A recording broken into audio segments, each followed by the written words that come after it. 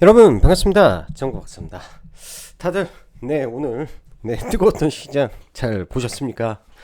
와, 시장이 뭐 설 연휴가 끝났다고 그런가 뭐 코스닥이 아침에 갭 들고 뭐 잠시 주춤하는 모습을 좀 보였었죠. 특히나 이제 고점 대비해서 순식간에 뭐 1%를 빼던 코스닥의 모습이었는데 10시를 기점으로 5일선을 돌파하고 11선을 돌파하더니 뭐 파죽지세로 코스닥 지수가 또 5% 상승하면서 마감이 되었습니다. 정말 우리나라 코스닥 지수 현재 코스피 지수 흐름을 보면 글로벌 어느 국가에서도 찾아보기 드물 정도로 어마무시한 강세의 흐름이 연출되고 있고 정말 말도 못하게 종목군들이 빠른 상승을 보여주고 있는 그런 모습인 것 같습니다. 오늘 저도 장 끝나고 사실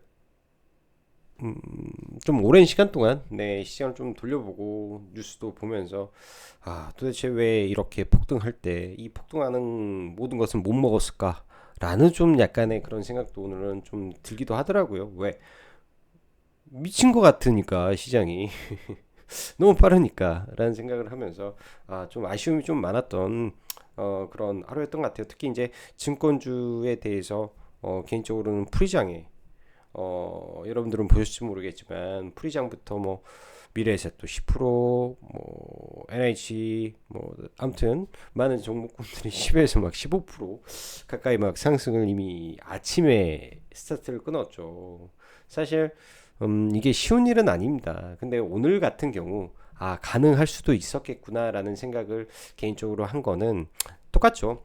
연휴 기간 동안 이 불안을 회피하기 위해서 주식을 안 사고 넘어갔던 사람들이 많을 겁니다.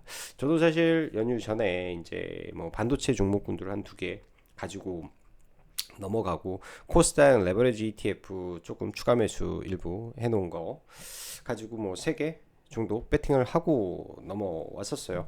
원래는 두산 에너빌리티를 정배를 할까 하다가 하지는 않고 반도체 쪽 위주로만 좀 담아놓고 왔는데 와, 아침에 올라가는 거 보면서 허탈한 생각이 좀 많이 들었습니다. 저도 이런 생각을 좀 가지고 있는데 하물며 이제 연휴 기간 동안 어떻게 보면 그럴 수도 있죠. 추석 연휴에 특히 이제 코스닥 ETF에 대한 부분인데 코스닥 정부가 부양한다더라. 지금의 투자는 대 ETF 시대니까 ETF를 사야 된다. ETF는 코스닥 레버리지가 짱이니까 코스닥 레버리지 사야 된다. 제가 볼 때는 이런 부분들이 분명히 없지 않아 있었을 거라고 저는 생각을 합니다. 제가 방송에서도 말했던 내용이기도 하고요. 특히나 이제 그 연휴 기간 동안 미국에서 글로벌리하게 크게 이슈만 없으면 뭐 나쁘진 않겠지 정도의 생각이었고 만에 하나 좀 시장이 하락하더라도 한국 같은 경우에는 반도체 메모리가 지켜주니까 일정 부분 방어는 하겠지라는 생각이었는데 와 오늘 증권주에서 대폭등이 나오는 바람에 약간 생각이 좀 꼬였던 부분도 있었던 것 같습니다. 그런 부분에 대한 고뇌가 좀 있었던 오후의 시간이었고 외신 리포트를 보다가 참 이런 한국의 문화에 대한 부분을 써놓은 이 리포트가 좀 있어서 굉장히 좀 신기함을 좀 많이 느꼈어요. 한국 고유의 거기에 비유가 김치 프리미엄도 있고 은도 있고 금도 있고 이런 비유를 해놓은 걸 보면서 한국이라는 국가가 이랬구나. 외국에서 한국을 보는 관점이 이렇구나. 쏠림이 항상 강한 구간이구나. 이런 내용들 보면서 참 그런 것들을 어떻게 하면 이용해 먹을까에 대한 고민을 좀 해보는 하루였던 것 같습니다. 자, 그럼 바로 시작해 보도록 하죠. 설 연휴 보낸 잠재 매수세가 코스닥 ETF를 폭풍 매수하고 여기에 추가적인 포머성 매수세가 저는 폭등했다라고 판단합니다. 시장의 유동성이 여전히 엄청난 시장입니다. 말 그대로 장중에 매일같이 주도주가 나오죠. 오늘 같은 경우 다른 게 아니라 하나솔루션에서 파동이 연속되면서 단기 이 박스권이라고 해야 되죠.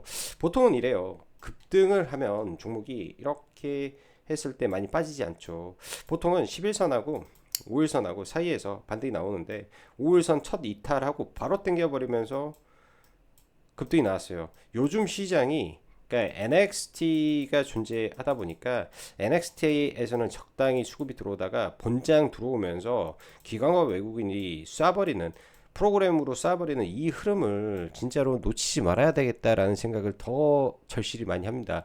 NXT 같은 경우에는 거래 대금 없이 혹은 굉장히 빠른 속도로 시가에 올려 쳐버리기 때문에 놓치는 경우가 많은데 본장에서는 이거를 좀 더 날카롭게 계속 추적 관찰하고 좀 봐야 되겠다라는 생각을 오늘 좀 많이 했던 것 같아요. 아무튼 이런 패턴에 의해서 빠르게 5만원이라는 라운드 피겨를 찍고 조정받다가 돌파하는 이 5만원 재돌파하는 구간부터 해가지고 거의 10%를 여기서부터 쏜 거죠.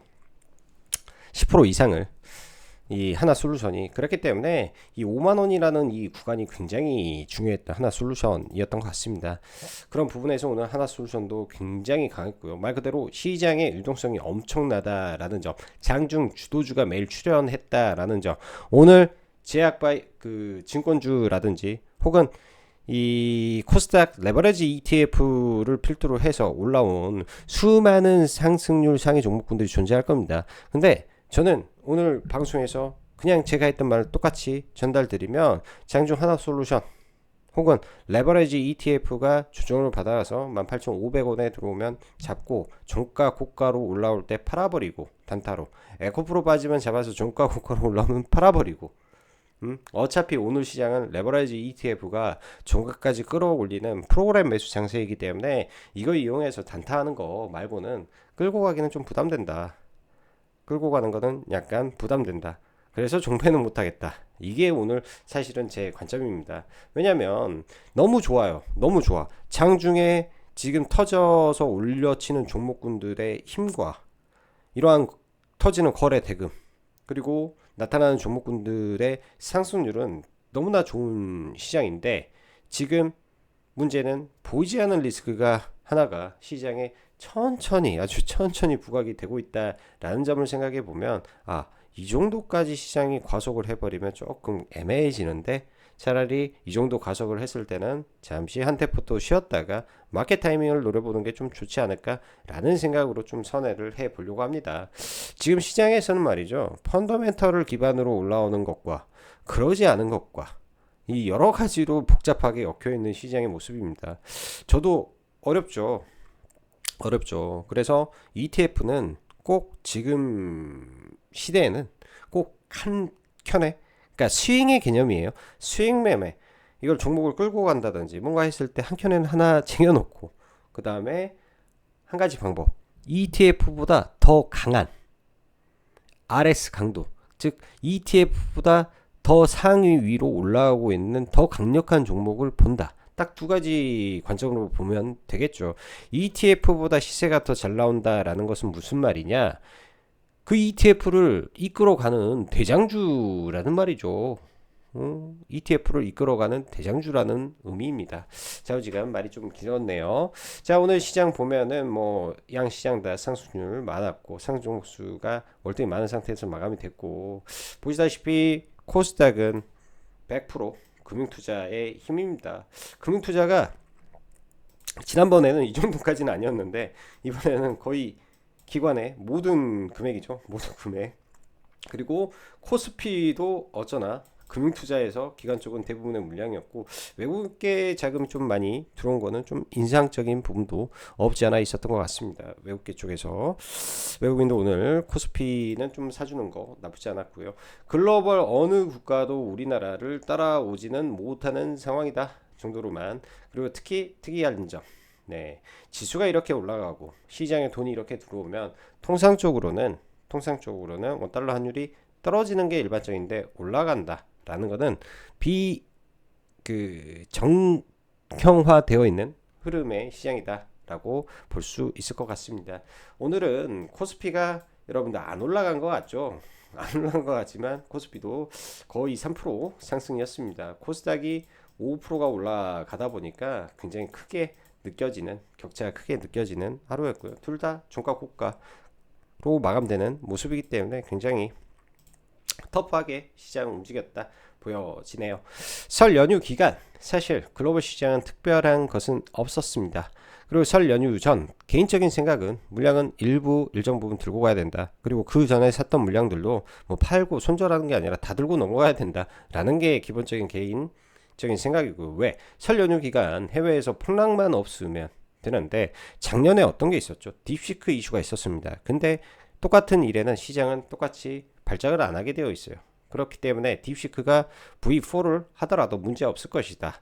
그리고 이미 그 사스의 공포라고 해서 AI의 뭐 역습 뭐 어쩌고저쩌고 하잖아요. 그것도 한번 두드러 맞았기 때문에 똑같은 이슈지 않습니까? 두 번째는 이 파괴력이 크지 않아요. 그래서 폭락은 좀 제한되겠다 정도였는데 사실상 뭐 그러한 폭락도 없었고, 간밤에 미증시 엔비디아 루빈 조기 출시 및 메타 계약의 상황에 반도체가 강세 마감이고, 나머지는 그냥저냥 특별한 것이 전혀 없었던, 예? 전혀 없었던 그런 시장입니다. 해외는 참 평온해요. 그냥 평온한데 약간 미증시가 역배열해서 움직이고 있다라는 게 특이점이다라고 볼 수 있습니다. 현재 한국장이 매우 강력하고 정말로 뜨겁고 활활 타오르고 있다라는 것은, 과거 미국이 말 그대로 기침하면 우리나라는 폐렴에 걸렸다라고 하죠. 미국이 1% 빠지면 우리는 2% 빠지는 그런 상황이었는데, 지금은 오히려 미국이 조금 오르면 폭등해버리는 꼭 김프와 같고 금값 프리미엄이 끼었듯이 은선물이 우리나라에서 훨씬 대폭등을 했던 것처럼 ETF로 이런 프리미엄 장세로 가버리는 것 같습니다. 예, 프리미엄 장세로. 오늘 참 외국계 리포트에서 아까 했던 말 참 인상적이었다라는 말씀 다시 전달 드립니다. 아무튼 전주 금요일 반도체 3전의 강세 플러스 증권주 강세로 마감되었던 시장이었습니다. 반면 코스닥은 이 대통령이 사실 지난주 금요일날 언급이 있었음에도 불구하고 연휴라는 이유로 제가 봤을 때는 좀 빠졌고, 특히나 코스닥의 ETF가 작동을 안 하면 이상하게만큼 지수가 안 올라가는데, 오늘 또 정확히 ETF에 매수세가 몰려버리니까 시장이 폭등을 하게 됩니다. 지금은 그런 시장입니다. 그래서 어쩔 수 없어요. 지수가 만약에 이제 또 올라와서 이따가 지수 차트를 보겠지만은 박스권을 돌파하고 뚫어버리고 한다면 뭐 ETF나 이런 것들 시총상에는 계속 가는 거고요. 거기서 박스권 맞고 뭐 단기 고점 시그널이 나온다, 팔고 하단에서 산다. 코스닥은 지속적으로 제가 봤을 때는 이 총선이 있기 전까지 정부의 의지가 있고, 또한 액티브 두 가지 이슈가 있어요. 코스닥은 제가 볼 때 지금 코스닥을 받치는 힘은 연기금이다라는 생각을 하고 있고요. 연기금이다라는 생각이 뭐냐면, 연기금에 이제 그 코스닥 비중이 안 나왔지 않습니까? 비중이 어떻게 하겠다라는 내용이 안 나왔기 때문에, 근데 이거를 이미 알고 있을 거예요. 기관이나 이쪽에서는 알고 있을 것이고, 이게 첫 번째. 그리고 두 번째는 코스닥의 액티브 ETF입니다.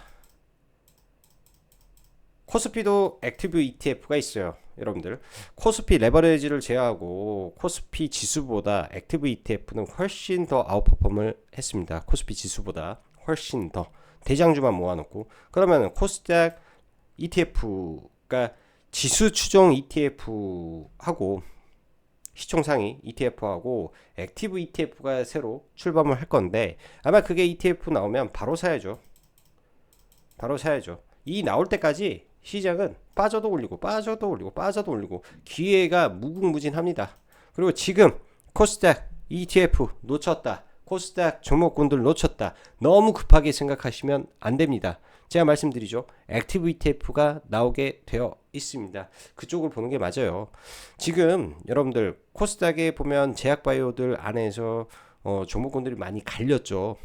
알테오젠에서 수급이 몽땅 빠졌다가 에이벨 바이오에서 몽땅 빼버리고, 리가캠 좀 빼고 못 빼고 해서 그거 몰빵 치듯이 3,000당 제약에 넣어버리고 케어제에 넣어버리고, 전부 다 액티브 ETF의 역할입니다. 3월달에 조정을 보이고 그 이후에 새로운 코스닥 액티브 ETF가 나올 가능성이 매우 높기 때문에 너무 급하게 하지 않아도 될 것이다. 기회는 계속 온다. 이렇게 말씀을 드리겠습니다. 자, 증권주부터 오늘 정리해야 되겠는데, 글로벌 대충 해서 뭐 JP모건이 제일 제가 알기로는 시가총액이 굉장히 클 거예요. 영업이익도 어마무시하고요. 움직이는 돈도 굉장히 많아요. 그냥 좀 작은 애가 골드만삭스 정도 될 건데 한 200조 할 겁니다. 미래에셋이 오늘 막 폭등하고 뭐 시가총액 올라가고 우선주 포함하니까 장중에 한 45조 정도까지 올라갔더라고요. 와, 45조까지 올라가서 보면서 약간 드는 생각이 있어요. 골드만삭스가 아마 스페이스X 지분도 굉장히 많이 들고 있고, 그 다음에 주관사예요. 상장 주관사. 돈도 이제 영업이익 한 25조에 30조 벌고, 한국에서 이렇게 또 너무 땡기는 거 아닌가? 이런 생각이 듭니다. 저라면 이제는 더 올려치면은, 네, 올려치면 오히려 하방 베팅 해버릴 생각도 있습니다. 왜? 조심하라는 말에서 이런 말씀을 좀 드리고 싶고요. 왜냐하면 오늘 수급에서 미래에셋 증권의 대량 매도와 여러 가지 수급이 교차되는 느낌을 좀 받았기 때문에 그냥 좀 강조해서 드리고 싶은 말이에요. 그만큼 급하게 올라와서 약간 미래에셋은 특별하게 프리미엄이 굉장히 많이 껴있는 것 같고, 차트 돌려보면서 보니까 저점 대비해서 거즘 10배를 올렸습니다. 그 기간은 1년이 채 안 되네요. 1년이 채 안 돼요. 4월 달부터 올라와서 지금 2월 달이니까 정확히 10개월 만에 거의 8배, 9배가 올라왔기 때문에 이 정도면 굉장히 조금 조심해야 될 구간일 것 같다라고 생각을 합니다. 증권사 말이 나와서 좀 더 이어서 보면 3차 상법 개정에 사실 핵심은 두 가지죠. 배당소득 분리과세, 배당소득 분리과세와 자사주 소각에 있습니다. 미래에셋 쪽은 저는 몰랐었는데 이미 다 발표를 해놔 있던 내용이 있더라고요. 그래서 이미 다 끝났구나. 지금 올라가는 거는 그냥 올라갔구나. ETF 빨릴 수도 있고요. 그럼 핵심은 자사주 소각인데, 이 자사주 소각의 트리거에 관련된 종목군들은 사실 가다 말아버리고 지금 중소형 쪽에서 엄청나게 이제 뒷북 시세가 나오고 있는 거죠. 원래 주식시장은 그런 거니까. 원래 그런 거니까 중소형주 안에서 일단은 뭐 그 테마 타고 움직이는 종목에서는 트레이딩은 가능해 보입니다. 이거는 전적으로 테마라는 관점에서 봐야 되고요. 3차 상법 개정은 앞으로 3월 달에 분명히 나오긴 할 거예요. 나오긴 하니까 뭐 증권주도 분명히 좋은데 상법 개정에 맞는 지주사들도 나쁘지 않을 겁니다. 왜? 증권주가 많이 올라와서 대안 쪽으로 지금 몇 개를 찾으면서 고민해 보는 건데요. 할인 지주도 뭐 조정시 좀 봐도 괜찮을 것 같고, 지주사 가운데 이제 영업이익이 한 7조 나오는 HD 현대가 지금 시가총액이 얼마지? 오늘이 20조네요. 오늘이 20조인데 차트를 위로 좀 많이 올려놨는데 영업이익 측면에서 HD 현대도 굉장히 많이 늘어났죠. 그리고 HD 현대가 보유하고 있는 기업들이 사실 두 가지 비상장 회사가 몇 개가 있어요. 비상장 회사가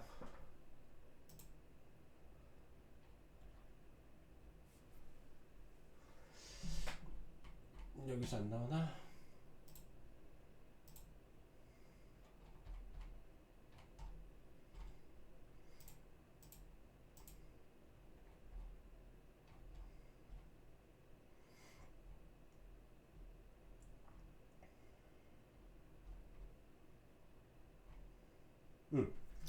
여기 나오네요. 그 비상장 회사가 보면 HD 현대 로보틱스가 있고, 그다음에 현대 오일뱅크가 있죠. 이쪽 괜찮고 지금 여기 두 개 괜찮아요. 이 밸류가 현대 로보틱스 밸류가 지금 시장에는 포함이 안 돼 있는 거죠. 현대 로보틱스 밸류가 포함이 안 돼 있는 거고, 여기도 밸류가 그렇게 많이 포함은 되지 않았을 겁니다. 자우지간 나머지는 이제 실적이 굉장히 좋은 상태에서 7조니까 7조에 지금 20조 배당 굉장히 많이 주고 있는 기업이기 때문에 지금 많이 높아와 있는데, 이 지주사 안에서 약간의 돌파 가능성을 염두에 둘 수 있는 종목이겠구나 정도로만 일단 그냥 체크해 보시면 좋을 것 같습니다. 위치가 나쁘지 않아서. 그리고 하림 지주도 이렇게 보면 차트가 참 엉망이에요.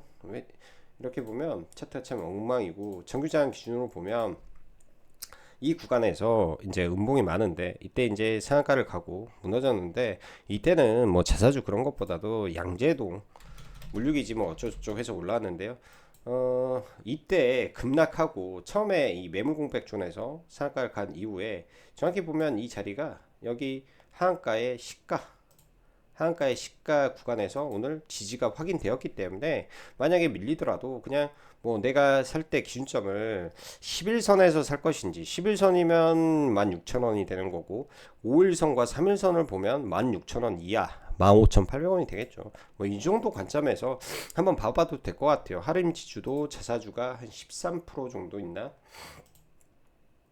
시간이 별로 없어서 뭐 디테일하게 말은 못 하겠는데 여러분들 찾아보시고 13%에다가 돈 벌고 회사 대주주 지분율 50%이기 때문에 자사주 소각에도 문제없는 회사 뭐 이 정도로 보면 어떨까라는 생각이 좀 들어서 이야기 드립니다. 그만큼 요새 시장에 종목 찾기 쉽지 않아요. 여러분들 해보시면 자 반도체 3전이 강한 이유는 일단 1분기 33조 정도 예상을 한다라고 했는데 제가 약간 좀 미스난 게 HBM4에 대한 가격 반응을 좀 안 한 것 같습니다. HBM4에 이 차등 등급을 적용한다 해서 차등돼서 뭐 3, 40%가 더 받는다라고 하는 것 같은데 그러면 굉장히 삼성전자한테는 지금 우호적인 시장의 모습입니다. 즉 대외적인 환경에 의해서 반도체 이슈가 아니라 말 그대로 트럼프랑 이 목리로 인해서 이란하고 미국이 전쟁을 해버린다. 그래서 전 세계 증시가 한바탕 흔들린다. 뭘 사겠습니까? 당연히 코덱스 반도체 ETF 플러스 삼성전자를 잘 노리고 있어야 되겠죠. 그게 기회가 분명히 올 수 있을 구간이 저는 있을 것이다 라는 생각을 해봅니다. 좌우지간 이런 부분들이 삼성전자를 강하게 땡겼고요. 사실 오늘 반도체 소부장을 봤을 때 증착 장비 쪽이 훨씬 강한 거는 맞았어요. 반도체 장비 단이 강한데 사실 이게 소부장이 저는 약간 어렵습니다. 요즘은 왜냐면 밸류로 이게 따지기가 만만치가 않아요. 그래서 나중에 반도체도 다 빠지면 ETF 쪽 보고 자주간 실적 나오는 종목은 안 죽는다. 그리고 이것도 저것도 아니면 그냥 각 파트의 대장이 뭔지 머릿속에 딱 박아놓고 예를 들면 성장을 기반으로 볼 것이냐 아니면 장비를 기반으로 볼 것이냐 몇 개라도 한두 개라도 디테일하게 깊숙이 파고 들어가서 종목을 이해를 해야 시장에서 종목군들이 빠지더라도 설사 내가 손실권에 있더라도 버틸 수 있을 것이다. 이렇게 말씀을 좀 드리고 싶습니다. 여기까지 보고요. 코스닥 3월 아까 말씀드린 액티브 ETF 출시 윤곽이 나오고 있다라고 말씀드렸습니다. 지금 코스닥 레버리지 ETF 열심히 매매하십시오. 계속 떨어지면 사고 뭐 내일 아침에 밀렸다가 제가 볼 때는 오늘 들어오는 수급에 의해서 밀려도 좀 제가 볼 때는 좀 올릴 수도 있을 것 같은데 빠져도 올릴 수도 있을 것 같은데 올리면 일단은 일정 부분 좀 매도를 좀 잡고 또 대응을 하는 것도 괜찮아 보이죠. 결국 액티브 ETF는 들어갈 놈들은 딱 정해져 있을 거예요. 지금의 시총 상위, 지금의 잘 나가는 기업들, 응? 잘 보고 고려해 보면 좋겠다.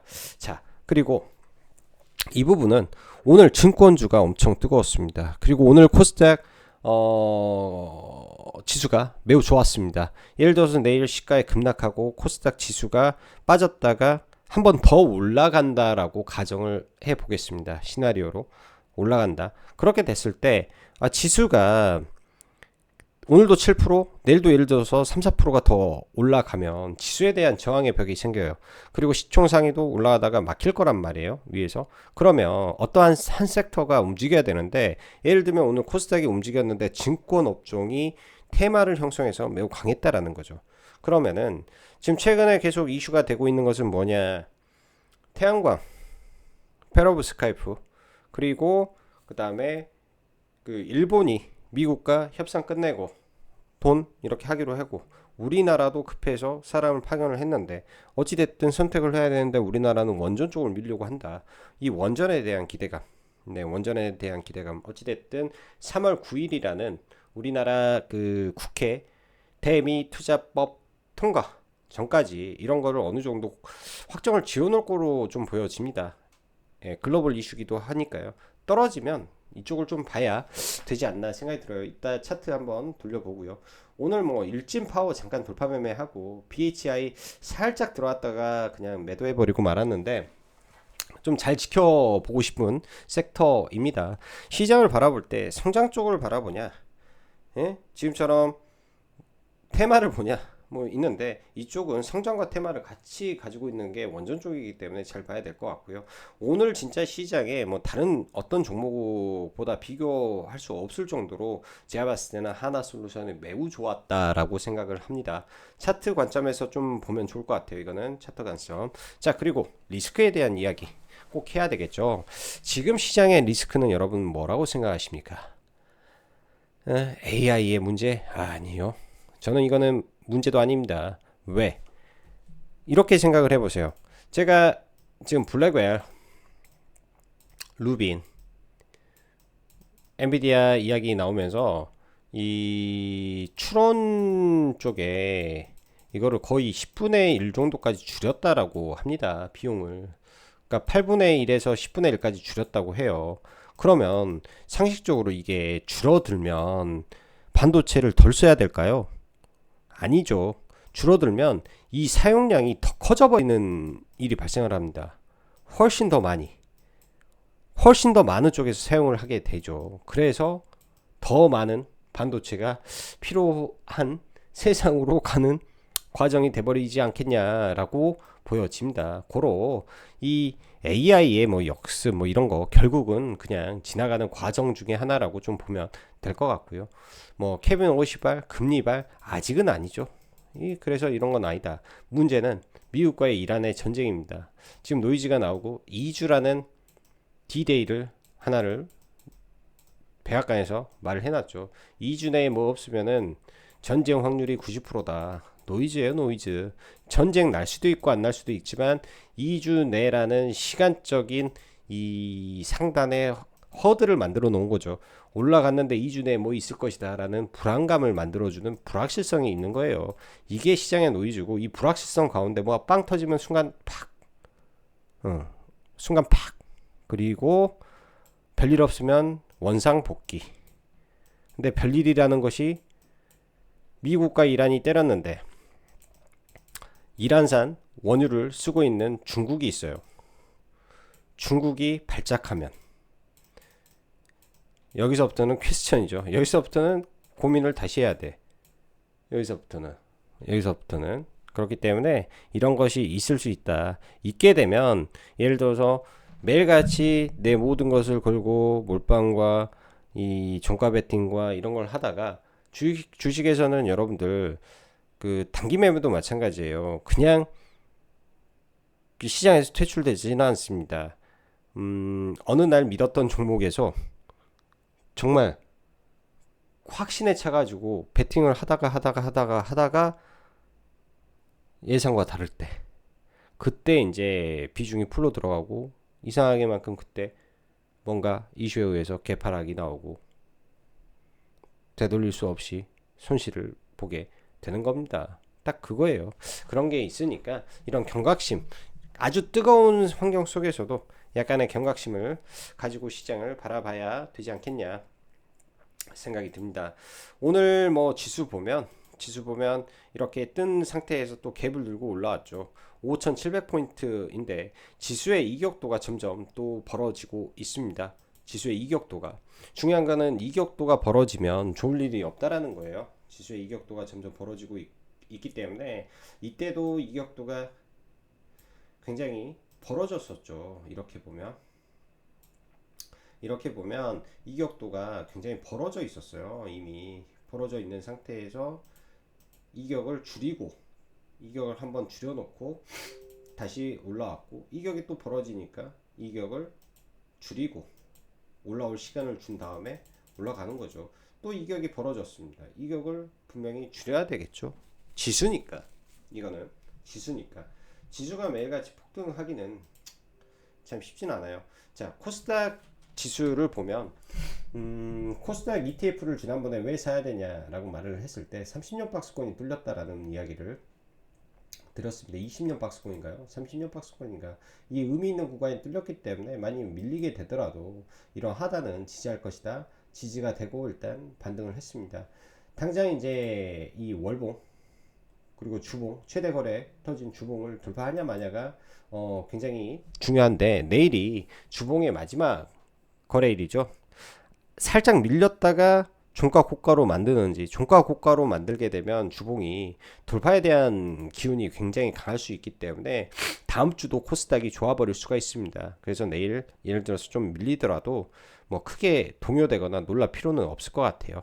예, 없을 것 같아요. 코스닥 레버리지 ETF에 금투 수급이 계속 들어오는지만 체크하시면 좋을 것 같습니다.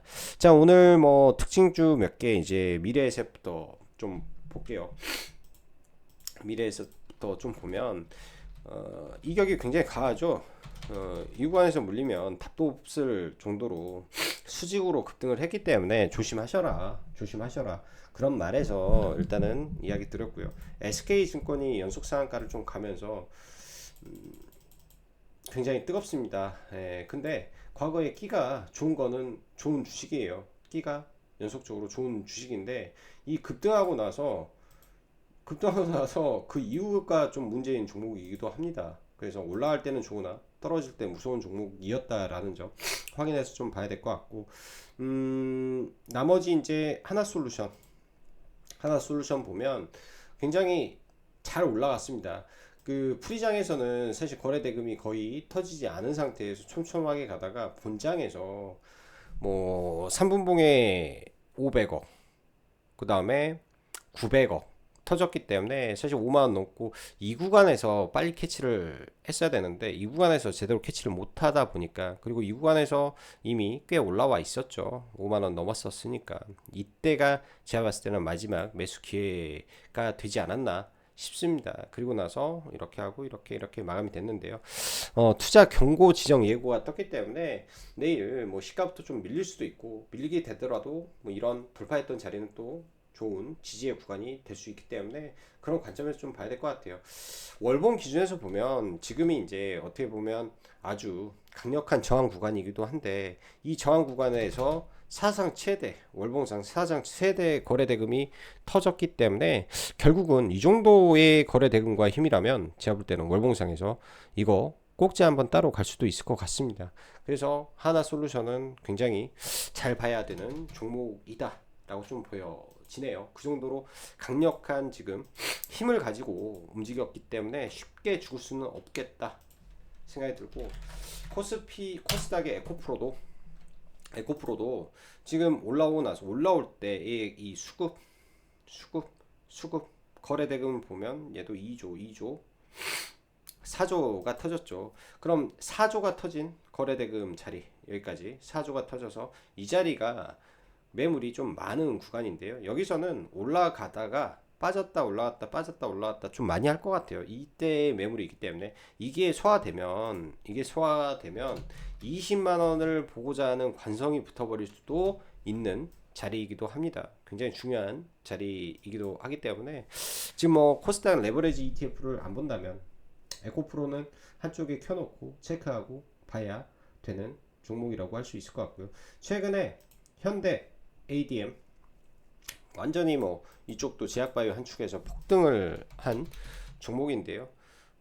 사상 최고가를 여기서 돌파를 하고 연속 상한가가 좀 나왔는데 매매 거래 정지 예고가 붙었습니다. 내일 추가 상승을 해서 정지를 먹던 아니면 급락을 하던 둘 중 하나 할 텐데, 급락하더라도 올라올 때 거래 대금을 동반하면서 돌파가 나온 종목이기 때문에 한 번에 죽지는 않을 거예요. 그래서 이거는 이 변동성을 이용한 낙주 매매라든지 그 용도로 활용하면 괜찮지 않겠냐 생각이 들고, 삼성 SDI가 오늘 장 막판에 삼성 디스플레이 매각 한다, 그걸로 반도체 그 배터리 투자한다 라는 이슈가 붙으면서 좀 움직였는데, NXT에서 약간 좀 밀렸죠.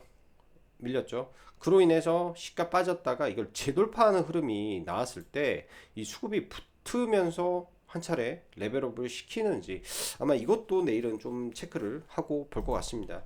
원전 쪽에 두산 에너빌리티 지금 10만원을 오늘 NXT에서 돌파를 하고 출발을 했다가 바로 좀 무너지는 흐름인데요. 보통 이런 차트가 어떻게 또 가기도 하냐면, 여기에서 그러니까 그러려면 수급이 들어와야 되겠죠. 이런 차트가 음봉 매집이라면 이 음봉을 빠지더라도 먹고 들어오려면 그때는 상황이 달라질 수가 있습니다.